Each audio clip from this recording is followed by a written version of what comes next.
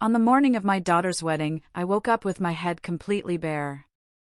She had shaved it while I slept and ruined my gown so I wouldn't outshine her soon-to-be mother-in-law, all because I had planned to arrive wearing a $52,000 wig and finally reveal the truth about my hidden fortune.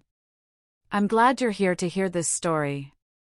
Stick with me until the very end, and let me know in the comments which city you're watching from. I want to see just how far this tale travels. When my eyes opened that morning, I didn't scream or panic right away. The first thing I noticed was the icy brush of air across my scalp where my thick silver hair should have been. My hand flew up instinctively, my fingertips gliding over skin that had been covered with waves of hair just hours earlier. The realization didn't crash over me all at once, it seeped in slowly, like stepping into freezing water. I sat up in the guest room at Harper's house, my gaze catching on the mirror across from the bed. The woman staring back at me looked like a stranger. At 64, my hair had always been my pride. It was the one part of getting older I had actually cherished, silver strands that shimmered under the light, falling neatly past my shoulders when I wore it down. Now, it was gone. My throat tightened as I got to my feet, the wooden floor cool against my bare toes. Up close in the mirror, the damage was worse. They hadn't just cut it, it had been shaved to the skin. Not a single wisp remained. On the dresser, sitting neatly beside my clutch, was a folded piece of paper. In Harper's handwriting, it read, "Sorry, Mom, but Lydia thought this would be best. You understand, right? Lydia, my daughter's future mother-in-law." From the very first meeting, she made it clear she didn't think I belonged in their polished little circle. I went to the closet where my dress had been hanging, a stunning midnight blue silk gown I had scrimped for months to buy. It was the most beautiful thing I owned, and I felt genuinely radiant when I first tried it on. Now, it was destroyed, the front streaked with thick white paint that had hardened into ugly streaks. My legs buckled, and I sank onto the bed, staring at the ruined fabric. My own daughter had done this to me. From the hallway, I heard Harper's voice on the phone. I know, she said, but you said she couldn't look better than your mom. This was the only way. The words struck like blows to my chest. She was talking to Nathan, her fiancé, explaining why humiliating me was necessary. She'll get over it, Harper went on, her voice getting closer to my door. She always does. Besides, it's not like she has anywhere else to be today. The footsteps faded away. She was right about one thing, I had nowhere else to go. My small apartment was an hour away, and the ceremony was only 3 hours away. I thought about every time I had excused Harper's behavior over the years. When she was 15 and told her friends I was just the housekeeper at a school fundraiser. When she was 23 and didn't invite me to her graduation because she said it would be awkward to have me there. When she was 30 and asked me to avoid mentioning my job when I met Nathan's family. Every time, I told myself she was just immature, embarrassed, or in a phase. But this wasn't a phase, this was calculated cruelty. The bathroom mirror revealed even more damage, tiny nicks near my ears where the razor had scraped too close, flecks of dried blood marking their carelessness. They'd done it while I was unconscious. The night before, Harper had urged me to take a sleeping pill, something I rarely did, saying I needed to rest before her big day. Now I understood why. A knock at the door startled me. "Mom?" Harper's voice was overly sweet. "Are you up? We need to start getting ready." I didn't answer. "I left something for you to wear," she added. "It's not what you planned, but it'll work. Lydia found it in her closet. A hand-me-down from the woman who had orchestrated this." "I heard you," I finally said, my voice calmer than I felt. "Good. We'll be in the kitchen when you're done." Her steps retreated again. I looked in the mirror one last time at this stripped-down version of myself, a woman reduced to whatever they deemed acceptable. But under the humiliation, something else was beginning to rise, a heat in my chest I hadn't felt in years. I wasn't going to wear Lydia's cast-off dress. I wasn't going to slink into the kitchen with my head down. I wasn't going to be the grateful, diminished mother they thought I was. For the first time in decades, I was going to act entirely for myself. I picked up my phone and started dialing. If Harper wanted to play games, she was about to find out she had severely underestimated me. Now, sitting in my car outside the high-end district, I stared at a creased slip of paper I had tucked away 23 years ago, never expecting to use it. My hands shook as I dialed the number. After 3 rings, a familiar voice answered, "Fairmont Estate Management, this is Marjorie." "Marjorie, this is Evelyn Cross, widow of Daniel Cross." There was a pause so long I thought the call had dropped. "Mrs. Cross, my goodness. It's been, how long?" 23 years, I replied. "I've been overseeing your accounts all this time as instructed. Are you ready to reopen them?" Was I ready? I had buried this chapter so deeply I sometimes forgot it existed. "Yes," I said. "I need access to everything today." After hanging up, I let my mind drift back to the life I had locked away. Daniel and I had both been born into old money, the kind that spanned generations. Daniel had a gift for investments, doubling his inheritance repeatedly. By the time Harper was born, we owned properties in 3 states and had wealth enough for lifetimes. But money couldn't save Daniel from the heart attack that took him when Harper was only 7. I was 36, shattered, and suddenly a single mother to a little girl who barely remembered her father. The funeral had been suffocating, Daniel's associates offering condolences while quietly measuring whether I could handle the fortune. My own relatives circling with suggestions about what to do with all that money. But it was Harper's reaction that shifted everything. I found her alone after the funeral, still in her black dress, sitting among expensive toys she barely noticed. "Are we poor now?" she whispered. "What?" "No, sweetheart." "Why would you think that?" "Because everyone keeps talking about money, and Tommy Davis's dad died last year and his mom had to sell their house." "Are we going to have to move, too?" Her fear broke something inside me. I realized she was growing up in a world where security and love were tangled up with dollar signs. So I made a decision. A week later, I met with Marjorie and locked away nearly everything in long-term trusts and investments.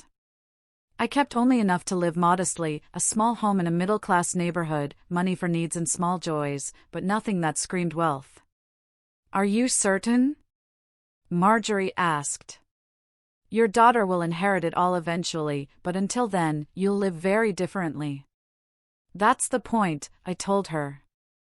I wanted Harper to value what she had, to work for her dreams, to judge people by their hearts, not their bank accounts. So we moved into a modest 3-bedroom across town. I went back to school for my teaching certificate. And for 23 years, I lived simply, just an ordinary schoolteacher raising her daughter. I shopped the clearance racks, clipped every coupon I could find, and saved for small beach vacations instead of the trips to Paris or Rome I could have easily afforded. Harper grew up believing we were firmly middle class, maybe even a little tight on money at times. When she complained that her friends' houses were bigger or their parents drove new cars, I would remind her, gently, that we had everything we needed. When she asked why we couldn't buy certain things, I'd talk about budgets, priorities, and the difference between wants and needs. I thought I was instilling gratitude. I thought I was sparing her from the arrogance that spoiled so many rich kids I'd known. I was wrong. Instead of learning to appreciate what she had, Harper learned to resent it. She grew embarrassed of our modest home, our practical cars, our simple trips. By high school, she had started dating boys from wealthier families, and her embarrassment hardened into something uglier. She began lying. She told classmates that my teaching job was just a temporary gig, that most of our money was tied up in investments. She took after-school jobs, not because she needed them, but because she was ashamed that I couldn't keep her in the designer brands her friends wore. By the time she reached college, the lies had turned into entire invented histories. She told Nathan's family that I was a retired teacher who had downsized after my husband's passing, implying we had once been wealthy but had suffered financial decline. She never called me poor, exactly, but she wove a neat little story that excused my inability to fund their wedding or upgrade to a more respectable apartment. And the worst part? I had let her.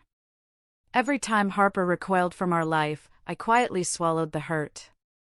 When she left me out of gatherings because I wouldn't fit in, I told myself she was protecting me from discomfort. When she asked me to dress down or avoid talking about my work, I convinced myself she'd grow out of it. But she never did. Her embarrassment calcified into a belief that I was less. That my existence in her world was something to be managed, not celebrated. Margaret's office hadn't changed in over 20 years. The same elevator, the same deep green carpet lining the hallway. Even Margaret herself was nearly unchanged, perhaps her silver hair had brightened, but her suit was still perfectly pressed. "Mrs. Cross," she greeted warmly, rising from behind her polished mahogany desk. I wondered when this day might come. The office felt frozen in time, heavy drapes, rich wood furniture, the faint scent of old paper and lemon polish. "Your accounts," she began, opening a thick folder, "have performed far beyond expectations. Between your late husband's original investments and the conservative growth strategy you requested, your holdings have multiplied considerably." She slid a portfolio summary toward me. My breath caught at the figure at the bottom. It was more than I had ever imagined. "And this," she added, lowering her voice, "does not include your real estate portfolio. All properties remain maintained and continue to generate income. The original family estate in Vermont has been preserved exactly as you left it." I stared at the pages, absorbing the irony. In shielding Harper from wealth, I had made us wealthier than we'd ever been. "What do you need today?" Margaret asked. I thought of my shaved head under the baseball cap, the paint-streaked dress in Harper's closet, the look in her eyes when she decided I wasn't worth dignity. "I need," I said slowly, "to remember who I am." Margaret's smile held a hint of satisfaction. "I believe I can help." The boutique on Ashford Avenue was the kind of place I had walked past countless times but never stepped inside. Its vast windows displayed a single gown on a mannequin, no price tag, just understated opulence. I sat in my car for nearly 10 minutes, watching elegant women emerge with glossy shopping bags. Margaret had given me a credit card tied to my accounts and letters of introduction to several exclusive establishments. "If you're going to reclaim yourself," she had told me, "do it properly." But after 23 years of modest living, I felt like an outsider. The woman who had once dropped thousands on a dress without a second thought now hesitated to cross the threshold. I touched the brim of my cap, drew a deep breath, and pushed the door open. A delicate bell chimed overhead. Inside, the space was all cream-colored marble and soft, flattering light, with only a dozen pieces artfully displayed. A poised woman in her 50s approached, her dark hair swept into a flawless chignon, her smile polite but guarded. I could feel her sizing me up, the cap, the plain jeans, the uncertainty in my stance. "I need a complete outfit for this evening," I said, handing her Margaret's letter. "It's for a very important wedding." The moment she scanned the note, her demeanor shifted entirely. "Mrs. Cross," she said warmly. "I'm Victoria Lang, the owner." Margaret called ahead. "She said you might require our full services." "Full services?" I asked. She gestured toward the back. "A private suite, hair, makeup, styling. Everything. And I understand you're on a tight schedule." The suite felt more like a penthouse hotel than a dressing room, mirrors on 3 walls, a plush sitting area, and racks of couture hidden from the main floor. "May I ask the occasion?" Victoria said, pulling gowns from the racks. "My daughter's wedding," I replied. She froze, a silk gown slipping halfway off its hanger. "And you need a transformation by tonight?" "Something like that." Victoria studied me for a long moment before nodding. "We'll take care of everything." Her team moved with precise coordination, bringing me outfits ranging from classic elegance to dramatic statement pieces. Then came the question I had been dreading. "What shall we do with your hair?" I removed the cap. The young stylist, Marcus, didn't flinch. "All right," he said simply. "We're taking you to Helena." Helena's space was hidden in the building's lower level, more like an intimate private salon than a shop. She was a petite woman with silver hair and gentle hands, surrounded by rows of masterfully crafted wigs. "Victoria says you need something extraordinary for tonight," Helena said, her accent delicate but unplaceable. "Yes," I admitted, suddenly self-conscious. "I know it's last minute, and likely expensive." "Price is irrelevant," she said firmly, motioning for me to sit. "The only thing that matters is choosing the right piece for the right moment." "Tell me about this moment." Something in her tone made me pause. She wasn't asking about the dress code or the schedule, she was asking about the meaning. "I've been invisible for a long time," I said quietly. "Today, someone tried to make sure I stayed that way. I won't let them."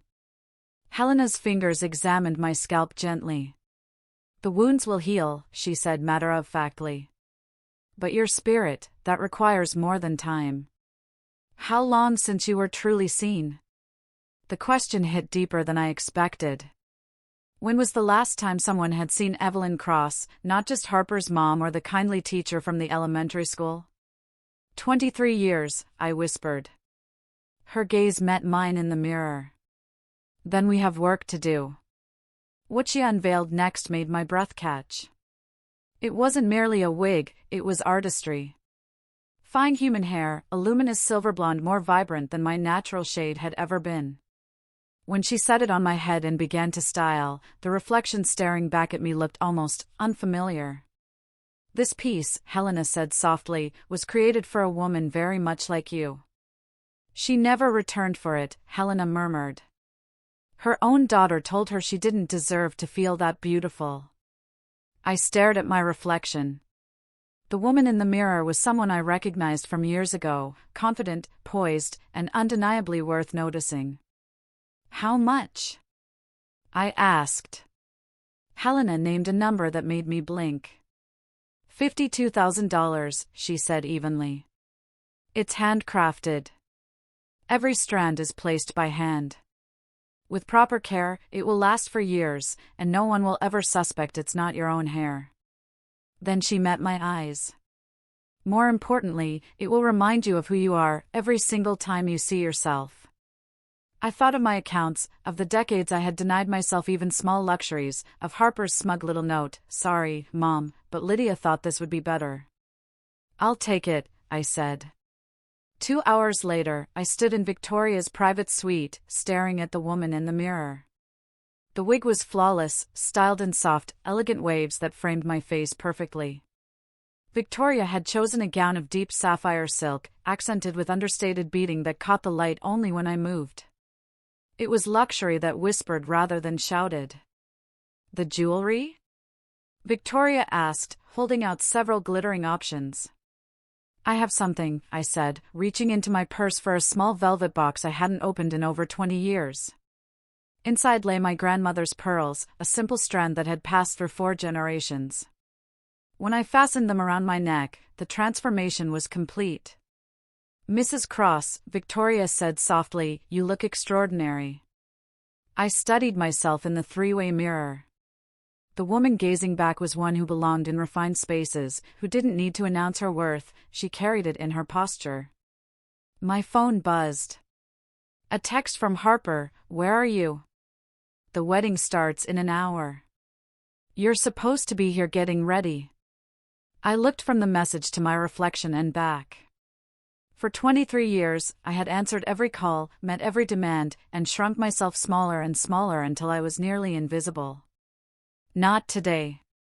"I'll be there," I typed back, but I would not be the version of myself she expected. Victoria handed me a clutch that matched the gown perfectly.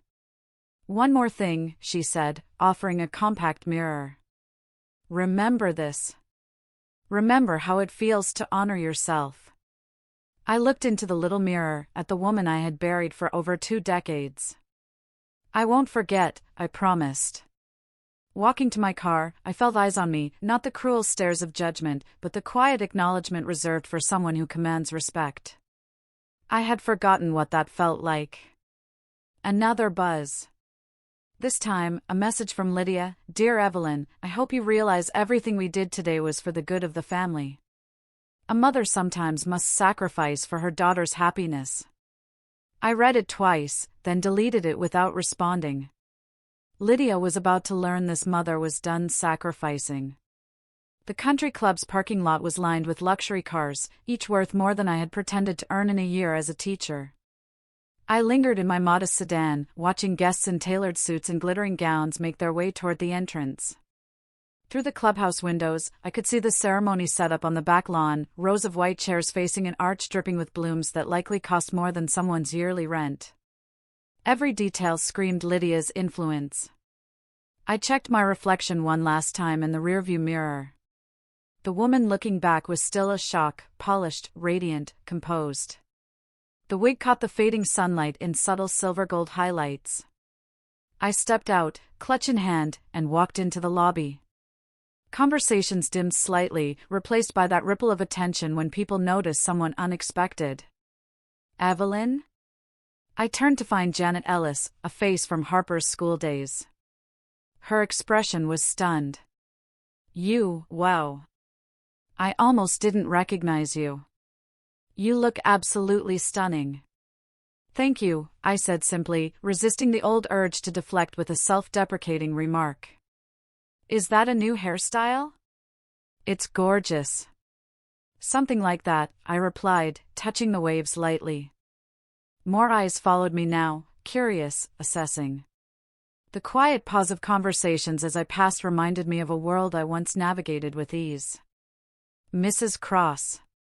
William Bradford, Lydia's brother-in-law, approached, his old money gaze taking in every detail: the cut of my gown, the pearls, the posture. "You look remarkable this evening." "That dress, exquisite," he said. "Thank you. You're very kind." "Lydia mentioned your circumstances. I hope things have improved." I smiled, reading between his words. Lydia had clearly painted me as the struggling widow, grateful for charity. "Circumstances can change," I said lightly.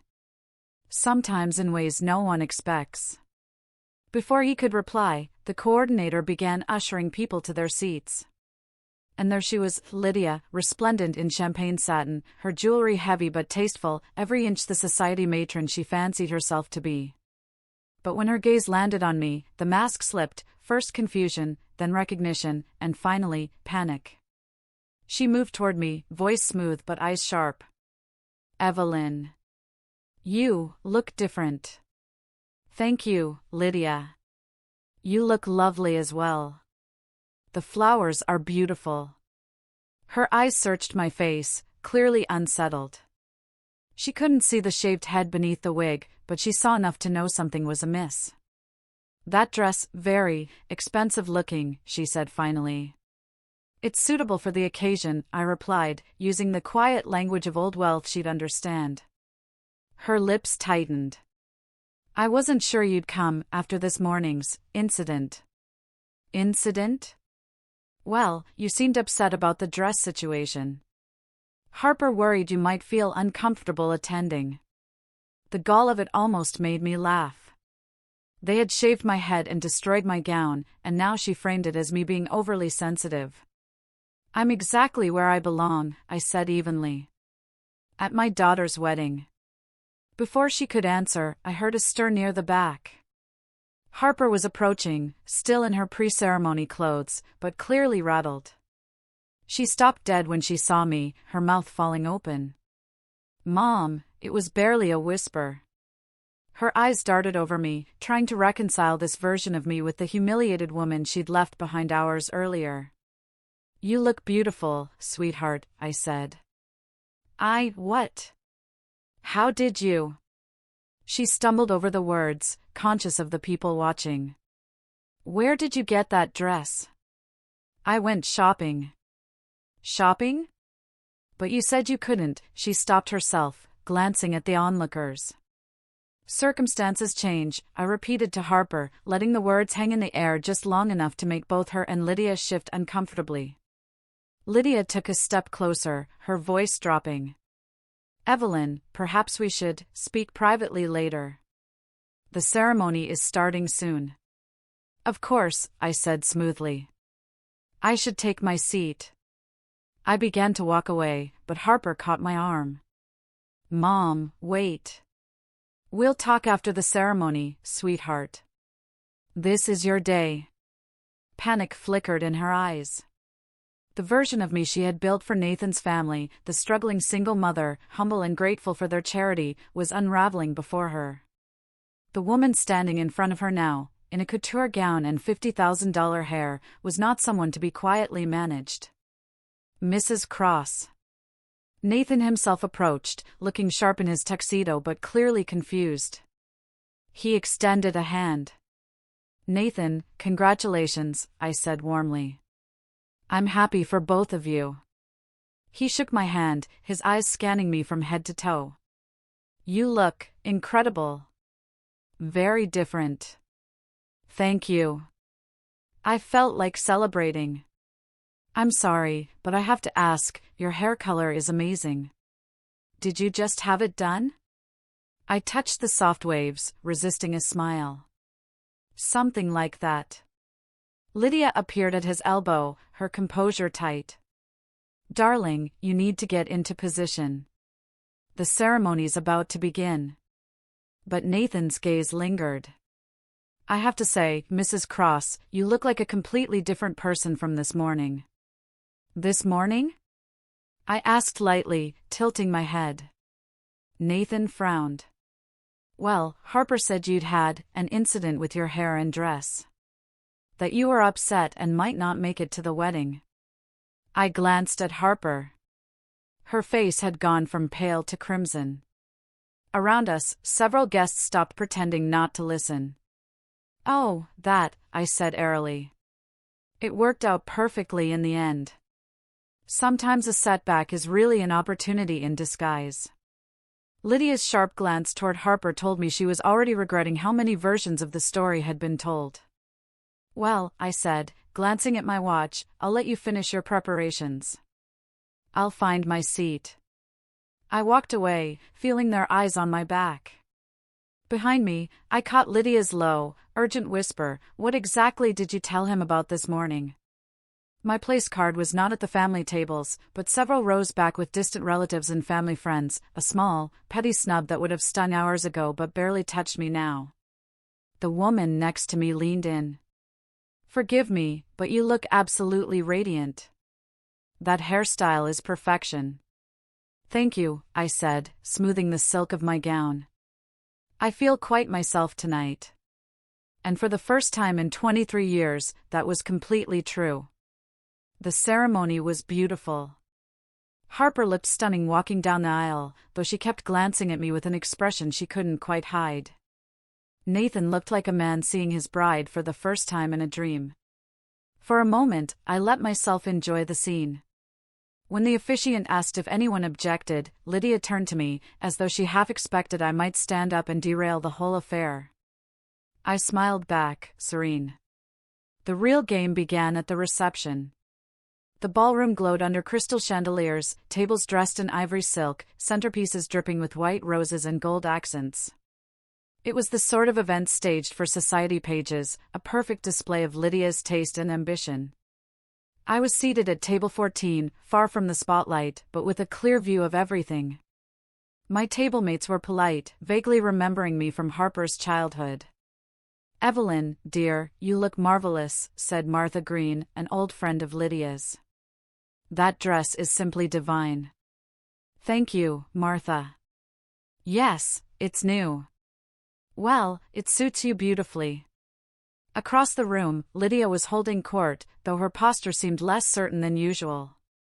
Her eyes darted toward me repeatedly, her expression tightening with each glance. The first real confrontation came during cocktail hour. I was speaking with William Bradford about the club's renovations when Lydia appeared at my side. Evelyn, could I have a word? Of course. She steered me toward a quiet corner by the bar, her hand firm on my arm, her smile never faltering. I think we need to clear the air about this morning, she began, her voice low. There's been some confusion. Is that so? Yes. People are asking questions, and Harper is upset. You've misunderstood the situation. What situation would that be? The hair thing was an accident. Harper was only trying to help fix a styling problem and it didn't go as planned. And the dress, well, unfortunate, but these things happen. No need to make it dramatic. The gall of it almost made me laugh. They had shaved my head in my sleep and destroyed my gown, and she called it a mishap. I see. And you think I've misunderstood? I think you're letting emotions cloud your perspective. Harper loves you. We all do. But sometimes you can be sensitive about things. There it was, the same reframing I'd accepted for years. Hurt me, diminish me, erase me, then tell me I was imagining it. Lydia, I said quietly, listen to me very carefully. Something in my tone made her straighten. I am not confused about what happened this morning. I am not being emotional. And I am certainly not too sensitive. What happened was intentional. And we both know it. Her face flushed. How dare you? I'm not finished. My voice was calm but carried the weight of authority. For years, you've made it clear you don't believe I belong in your world. You've encouraged my daughter to be ashamed of me, to downplay my presence, to treat me like an embarrassment. That's not true. It is. And this morning was the natural result of that belief. You decided to put me in my place. Lydia's eyes darted around, checking for eavesdroppers. Several people were watching us. Lower your voice, she hissed. No, the single word landed like a stone. I'm done making myself smaller for your comfort. I stepped closer, and she backed into the wall. You made one critical mistake. You assumed you knew who I was. You saw only what I allowed you to see, and thought that was all there was. I don't know what you're talking about. Oh, I think you do. And I think you're starting to realize you've underestimated me in ways that will cost you. Her color drained. What are you implying? Before I could answer, Harper appeared, skirts swishing as she hurried over.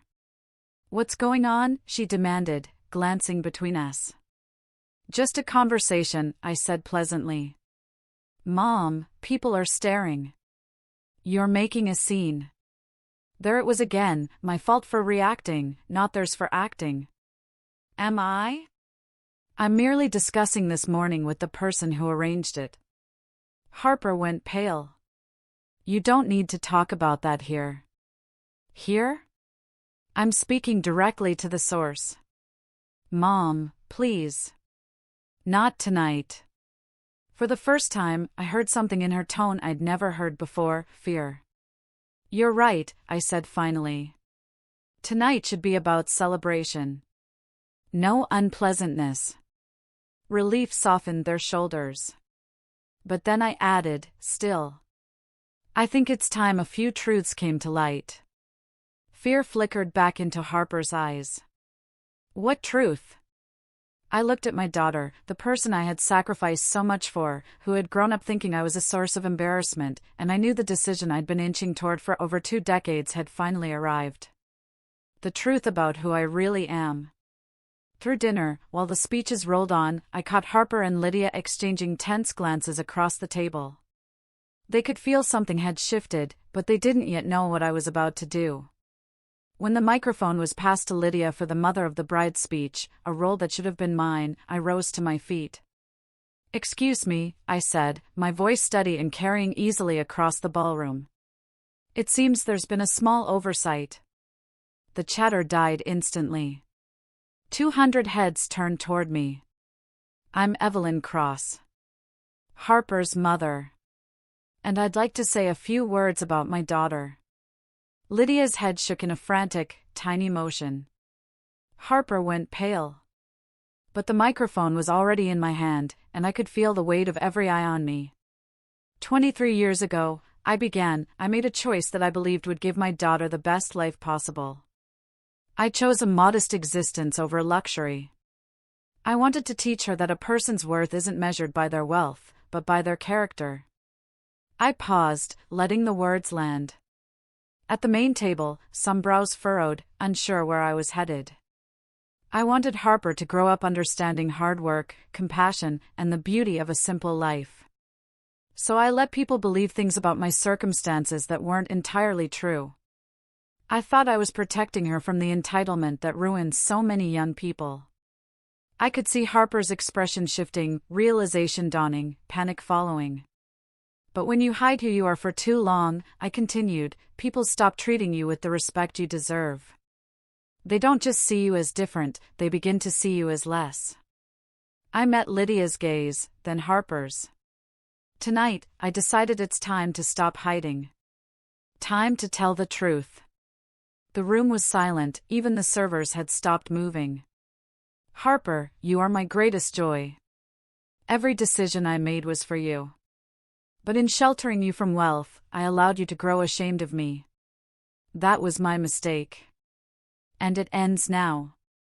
I placed the microphone back on the stand. From today on, I'll be living more honestly about who I am. A hush hung in the air, then a slow ripple of applause began, building until it filled the room. Not everyone understood what had just shifted, but the ones who mattered did. As I walked back to my table, I passed Lydia. Her face was pale, her eyes sharp. She knew exactly what I had just done. 6 months later, I stood in the sunroom of my new home, light pouring through tall windows onto a garden in full bloom. The house was everything I had once dreamed of, refined but welcoming, filled with pieces that held meaning instead of just price tags. It hadn't taken long for word to spread after the wedding. Within a week, Lydia's entire social circle knew that the struggling widow they had pitted was, in fact, one of the wealthiest women in the state. The revelation had upended their little hierarchy. Some were embarrassed by how they'd treated me. Others scrambled to befriend me. A few, like William Bradford, simply smiled knowingly and said they'd always suspected there was more to my story. Lydia, however, stayed away from public events for weeks, unable to face the whispers about the cruelty she had inflicted on someone who could easily buy and sell her family's assets. The most complicated shift came with Harper. She called the day after the wedding, her tone tight with a blend of anger and panic. "Mom, what have you done? People are asking questions I can't answer. Nathan's family thinks I've been lying to them." "Have you been?" I asked calmly. "That's not the point. You've made me look like a fool." It took 3 months of tense, honest conversations before she started to understand that she had made herself look foolish by clinging to shame and hiding the truth. Now, she sat across from me in my living room, gently rocking my 3-month-old granddaughter, Emma. I'd been welcomed into the baby's life from day one. "I've been thinking about what you said," Harper began quietly. "About values." I looked up from the baby blanket I was knitting, waiting. "I get it now. Being wealthy doesn't automatically make someone shallow, and being poor doesn't make them noble. I was ashamed of the wrong things. I should have been ashamed of being ungrateful, of letting Lydia treat you like you didn't matter." It was the most honest thing she'd said to me in years, and it gave me hope. "The money was never the point," I said gently. "It was about valuing people for who they are, not what they have." She nodded, eyes glistening. "What Lydia and I did to you that morning, that was unforgivable. I keep thinking about you waking up like that." "It was cruel," I agreed. "But it also freed me from the lie I'd been living." She looked at Emma, then back at me. "I want her to know the real you. And I want to be the kind of daughter you deserved." It wasn't a perfect reconciliation, but it was a start. That afternoon, Margaret arrived unexpectedly, smiling as I opened the door. "I have some papers for you," she said, following me into the study where we'd been planning my re-entry into my true life. "The foundation is nearly ready to launch," she said, laying the documents out. "Are you certain about the focus?" I nodded. The Evelyn Cross Foundation would be for women over 50 ready to rebuild their lives, not a charity, but a resource, helping them reclaim dreams they'd set aside. I spent 23 years invisible, I said. I know I'm not the only one. It's an extraordinary cause, Margaret said. And you've chosen your board members well. No one who had looked down on me when they thought I was powerless. No opportunists who suddenly saw me as worth knowing. Only people who understood the value of second chances. As she packed up, Margaret hesitated. Any regrets about the years you lived simply? I considered the question. No. Those years taught me who valued me for me and who valued me for my bank account. They taught me the difference between dignity and status. I looked out the window at the roses I'd planted, something I had always wanted, but never had the space for. The mistake, I said finally, was believing I had to choose between being authentic and being wealthy. I thought hiding the money was the answer. But the answer was teaching Harper how to carry it with grace. Margaret gave a thoughtful nod. And now? Now I live openly, I told her. I'm not concealing what I have, but I'm not parading it either. I'm using it with intention. After she left, I spent the evening in my study answering emails from women who had heard about the foundation and wanted to know more. Their words were achingly familiar, stories of decades spent defining themselves through the needs and identities of others, until they no longer recognized themselves in the mirror. One message in particular stopped me mid-scroll. It was from Janet, a 60-year-old woman recently divorced, who had just learned her husband had hidden assets from her for years while she'd lived on a strict budget, believing they were nearly broke. I don't know who I am anymore, she wrote. I don't know what I like, what I want, or what I'm capable of.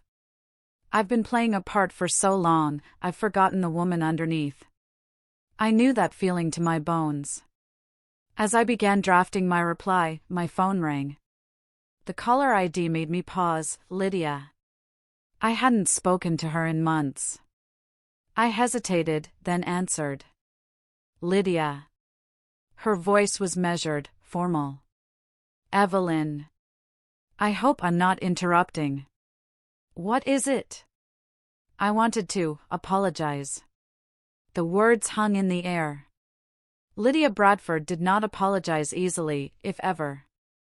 I've had time to think about how I treated you, she continued. It was wrong. Completely wrong. Yes, I said evenly. It was. She hesitated, likely expecting me to soften and make it easier for her. I didn't. There's no excuse, she said finally. Is there anything I can do to make it right? I considered it. This was the woman who had orchestrated my humiliation, encouraged my daughter's shame, and tried to erase me from her wedding day. Yes, I said at last. The next time you meet someone, treat them with respect, no matter what you think they have or don't have. Remember that a person's worth isn't determined by their net worth or pedigree. I will, she promised quickly. And Lydia, I added, my tone sharpening, if you ever treat my daughter the way you treated me, if you ever try to make her feel small or ashamed of where she comes from, you'll find that my resources extend far beyond money. The silence on the other end told me she understood. After I hung up, I made tea and returned to the sunroom. Outside, the last light of the day bathed my rose garden in golden pink. For the first time in decades, I was living as my full self, without pretense, without apology. Yes, I had my fortune back. But more importantly, I had my dignity. My relationship with Harper was now built on truth instead of performance. And I had a granddaughter who would grow up knowing her grandmother as a woman of strength and substance. The woman who had woken up bald and humiliated 6 months earlier no longer existed. In her place stood Evelyn Cross, complicated, powerful, unapologetically authentic. I glanced back at Janet's email. Tomorrow, I would call her. I would tell her what it had taken me 63 years to learn, that it's never too late to remember who you are, never too late to reclaim your life, and never too late to stop shrinking to fit other people's comfort. The sun slipped behind the horizon, my roses still glowing in the twilight. I sat in my home, surrounded by the things I loved and the work I was building, work that would help other women step back into their own power. It had taken a lifetime, but I had finally learned the single most important truth: the only approval you truly need is your own. Now, I'm curious about you, listening to my story. If you had been in my place, what would you have done? Have you faced something similar? Let me know in the comments. And as you decide, I'm leaving 2 other stories on the screen that I know you'll love, ones that will surprise you as much as this one did. Thank you for staying with me until the very end.